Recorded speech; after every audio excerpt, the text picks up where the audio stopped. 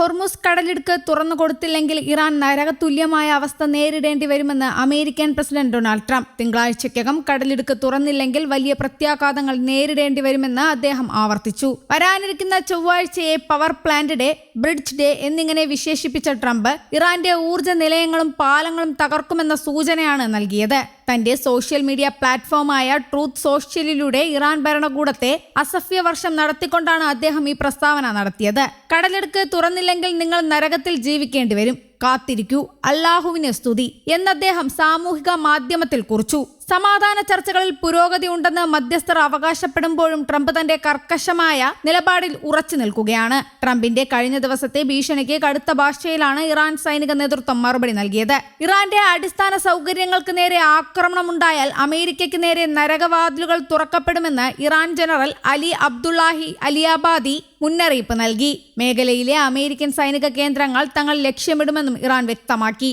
ഇറാന്റെ petro chemical പ്ലാന്റുകൾക്ക് നേരെ Israel നടത്തിയ ആക്രമണം സ്ഥിതിഗതികൾ കൂടുതൽ വഷളാക്കിയിരിക്കുകയാണ്. ആഗോളതലത്തിൽ എണ്ണ, ഗ്യാസ് വ്യാപാരത്തിന്റെ പ്രധാന കേന്ദ്രമായ ഹോർമുസ് കടലിടുക്കിലെ തടസ്സങ്ങൾ അന്താരാഷ്ട്ര വിപണിയിൽ വലിയ പ്രത്യാഘാതങ്ങൾ ഉണ്ടാക്കുന്നുണ്ട്. യൂറോപ്പിലേക്കും ഏഷ്യയിലേക്കുമുള്ള ഇന്ധന നീക്കം തടസ്സപ്പെടുന്നത് ലോകരാജ്യങ്ങളെ ആശങ്കയിലാഴ്ത്തിയിട്ടുണ്ട്. ഇന്ധന ഇറക്കുമതി നടത്തുന്ന രാജ്യങ്ങളെ ബദൽ മാർഗങ്ങൾ തേടാൻ ഈ സാഹചര്യം നിർബന്ധിതരാക്കുന്നു. ഇറാൻ യുദ്ധവിമാനം വെടിവെച്ചിട്ടതിനു ശേഷം കാണാതായ ഒരു സൈനികനെ US പ്രത്യേക സേന രക്ഷപ്പെടുത്തിയെന്ന് പ്രഖ്യാപിച്ചതിന് പിന്നാലെയാണ് ട്രംപിന്റെ അധിക്ഷേപകരമായ പോസ്റ്റ്. വെള്ളിയാഴ്ച F-15 സ്ട്രൈക്ക് ഈഗിൾ തകർത്തതിനെ തുടർന്ന് നടത്തിയ തിരച്ചിൽ രക്ഷാപ്രവർത്തനത്തിന് ശേഷമാണ് വ്യോമസേനാ ഉദ്യോഗസ്ഥനെ രക്ഷപ്പെടുത്തിയത്. വ്യോമസേനാ ഉദ്യോഗസ്ഥന് പരിക്കേറ്റെങ്കിലും അദ്ദേഹത്തിന്റെ ആരോഗ്യനില ആശ്വാസകരമാണെന്ന് ട്രംപ് പറഞ്ഞു. ഫെബ്രുവരി 28-ന് ഇറാനിൽ അമേരിക്കയും ഇസ്രായേലും യുദ്ധം ആരംഭിച്ചതിനു ശേഷം ഇറാൻ പ്രദേശത്ത് തകർന്നു വീഴുന്ന ആദ്യത്തെ അമേരിക്കൻ വിമാനമായിരുന്നു ഇത്. അതേസമയം ഹോർമുസ് കടലിടുക്ക് തുറക്കണമെന്ന US പ്രസിഡന്റ് ഡൊണാൾഡ് ട്രംപിന്റെ അന്ത്യശാസനത്തിന് മറുപടിയുമായി ഇന്ത്യയിലെ ഇറാന്റെ പ്രതിനിധി അബ്ദുൾ മജീദ് ഹക്കീം ഇലാഹി രംഗത്തെത്തി. അമേരിക്കയുടെ ഇത്തരം ഭീഷണികൾ പുതിയതല്ലെന്നും കഴിഞ്ഞ 47 വർഷമായി അവർക്ക് ഇറാനെതിരെ ഒന്നും ചെയ്യാൻ കഴിഞ്ഞിട്ടില്ലെന്നും അദ്ദേഹം പരിഹസിച്ചു. ഇറാനിൽ യുദ്ധം ആരംഭിച്ചത് വലിയ തെറ്റാണ്. ആ യുദ്ധം വ്യാപകമായ പ്രത്യാഘാതങ്ങൾ ഉണ്ടാക്കിയെന്നും അദ്ദേഹം പറഞ്ഞു.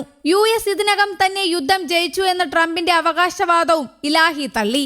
3 ദിവസത്തിനുള്ളിൽ ലക്ഷ്യം കാണാമെന്ന് കരുതി ഇറങ്ങിയവർക്ക് 1 മാസം പിന്നിട്ടിട്ടും ഒന്നും ചെയ്യാൻ കഴിഞ്ഞിട്ടില്ലെന്ന് അദ്ദേഹം ചൂണ്ടിക്കാട്ടി. തങ്ങളുടെ നിലപാടുകൾ തെരുവുകളിലും യുദ്ധക്കളത്തിലും തെളിയിക്കാൻ ഇറാൻ സജ്ജമാണെന്നും ഇലാഹി കൂട്ടിച്ചേർത്തു.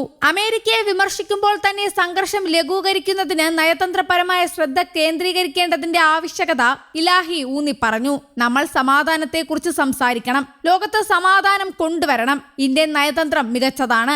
ഇന്ത്യക്ക് ഈ വിഷയത്തിൽ കൂടുതൽ പ്രധാനപ്പെട്ട പങ്ക് വഹിക്കാൻ കഴിയും. ഇപ്പോൾ നടക്കുന്ന യുദ്ധം ഇറാനെതിരെ മാത്രമല്ല, ഈ യുദ്ധം എല്ലാ മനുഷ്യർക്കും എതിരാണ്. അത് മുഴുവൻ ലോകത്തിനും എതിരാണ്. ഈ യുദ്ധം കാരണം വിവിധ രാജ്യങ്ങളിലെ നിരവധി ജനങ്ങൾ ഇപ്പോൾ ദുരിതം അനുഭവിക്കുകയാണെന്നും ഇറാന്റെ പ്രതിനിധി പറഞ്ഞു. News desk, Kerala Kaumudi.